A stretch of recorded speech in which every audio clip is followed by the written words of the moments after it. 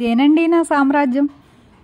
అంటే ఈ కిచెన్కి నేను మాత్రమే మహారాణిని. నేనే పరిపాలించాలంటే నేనే క్లీన్ చేయాలి. ఒక సెల్ఫ్, సాయంత్రం ఒక సెల్ఫ్, 2 పూట్ల 2 సెల్ఫ్లు అయితే క్లీన్ చేశాను. ఈ చేపలు అయితే ఈ విధంగా ఫ్రై చేసింది మా లక్ష్మి అండి. మా ఊరిలో ఎక్కువగా దొరికే ఈ చేపలు కనిపిస్తున్న పాలేట్లోనేనండి. మేము స్విమ్మింగ్ చేసేది కూడా ఇక్కడేనండి. ఎండాకాలం అయ్యేసరికి నీళ్ళన్నీ ఇంకిపోయి ఇలా రాళ్ళు అయితే తేలి ఉన్నాయండి. కానీ అప్పుడప్పుడు వర్షాలు వస్తున్నాయి కదా. మొన్న వచ్చిన వర్షానికైతే చూడండి మొత్తం మునిగిపోయి ఏరైతే ఇలా ఫుల్గా వచ్చేసిందండి. ఇంకా మేము స్విమ్మింగ్కి కూడా వెళ్ళడానికి వీలుగా లేదు. నీళ్లు కొంచెం మురుకులుగా కూడా ఉన్నాయండి. ఇందులోనే చేపలు పడతారు ఎక్కువగా చేపల వారు. అంతకుముందు నేను చేపల వీడియోలు కూడా పెట్టాను కదా. ఇక్కడ నుంచి చేపలు పట్టుకొని వచ్చి బజార్కి అమ్మడానికి వస్తారు.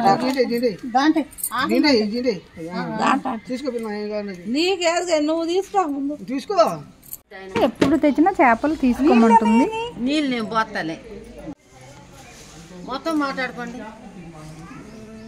బొచ్చులు అయితే చాలా చేపలు ఉన్నాయండి. తీసుకుని కుప్పలు వేసుకుందాం అనుకున్నాం.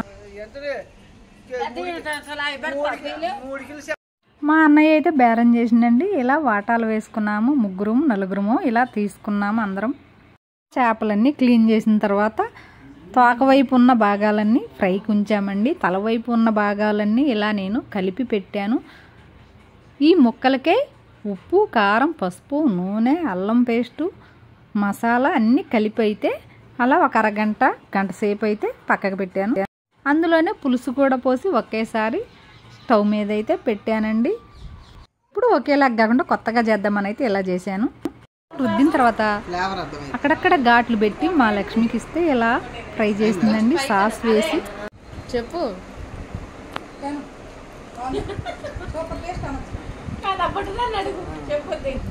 ఎట్లుంది ఫిష్ బాగుందా చెప్పు మరి ఎట్టాను సండే అయితే మా పిల్లలంతా కలిసి వండర్లా వెళ్ళి వచ్చారండి. ఇవాళ నైట్ విష్ణుప్రియ నగర్లో పడుకొని పొద్దున్నే వచ్చారు. సోమవారం పొద్దున్నే వచ్చారండి. లగేజీలన్నీ ఇక్కడ పెట్టారు. ఎందుకో కానీ మా వాషింగ్ మిషన్ నీళ్లు తీసుకోవడం లేదండి. ఎలక్ట్రికల్ అబ్బాయి ఏమో రావడం లేదు. ఇంకా తప్పనిసరి నేనైతే ఈ విధంగా బట్టలు అయితే సర్ఫ్లో నానబెట్టి, సర్ఫెక్సల్ అండి అది వేసి నానబెట్టి ఇలా ఉతుక్కుంటున్నాను. అంటే మిషన్ మీద ఆధారపడకుండా అవసరమైతే మనం ఇలా ఉతుక్కోవాలి అని నేను ఏదైనా సిద్ధంగా ఉంటానండి. కూర్చుని ఉతకడం కూడా ఇదొక ఎక్సర్సైజ్లా ఫీల్ అవుతాను. అయిన తర్వాత మా నాన్నగాడికి బోరు కొడుతుందంటే అష్టాచమ్మ ఆడుతున్నాం.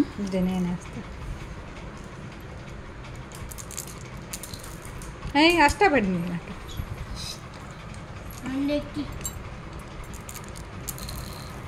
2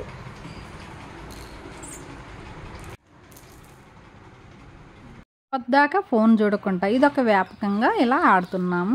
బుడ్డి తల్లేమో పడుకుందండి. మా నాన్నగాడికి ఏమో బోరు కొడుతుంది. మన మనవాళ్ళతో మనవరాళ్ళతో ఆడితే అదొక సరదాలండి.